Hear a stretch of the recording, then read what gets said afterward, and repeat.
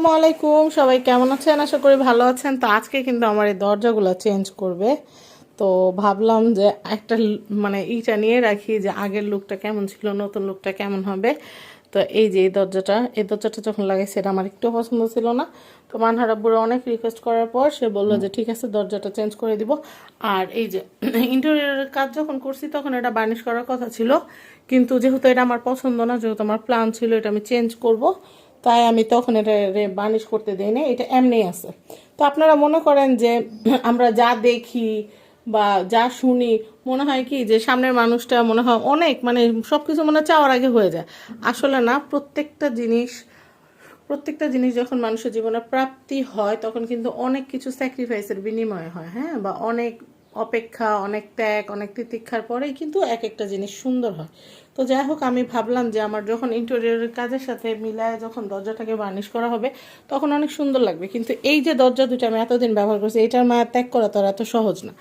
তো এই জন্য আমি একটা ভিডিও করে রাখলাম, জানে পরবর্তীতে আবার দেখতে পারি। আমার বাসায় যদি একটা বালতি থাকে, একটা চামচ থাকে, সেটার মায়া আমি ত্যাগ করতে পারি না। অনেকে আছে না ধুম করে এটা ওটা ফালায় দেয়, কিন্তু আমার ফালাইতে অনেক মায়া লাগে। আমার মনে হয় কি যেটা আমার হয়তো পরবর্তীতে কোনো কাজে লাগবে। তো যাই হোক, পরবর্তী লুকটা কেমন হয় সেটা আমি এই ভিডিওতেই দেখাবো। দরজা লাগানো হয়ে গেছে। তো দেখেন, একটু আগের যে লুকটা ছিল তার থেকে কিন্তু একদমই চেঞ্জ। তো আমরা এটা অর্ডার দিয়ে রাখছিলাম, এগুলো রেডি হয়েছে, এখন এই যে আজকে লোক এসে লাগিয়ে দিয়ে গেছে।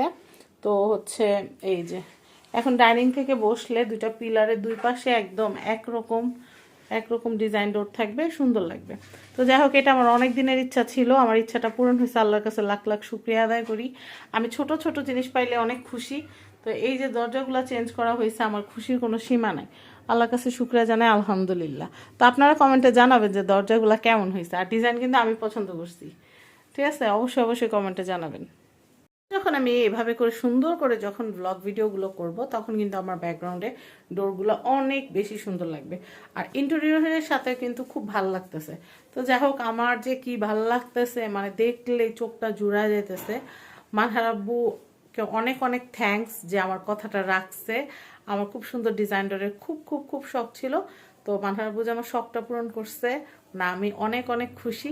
মানে আমাকে খুশি করার জন্য সে সব কিছু সব কথা শুনে, এর জন্য আলহামদুলিল্লাহ।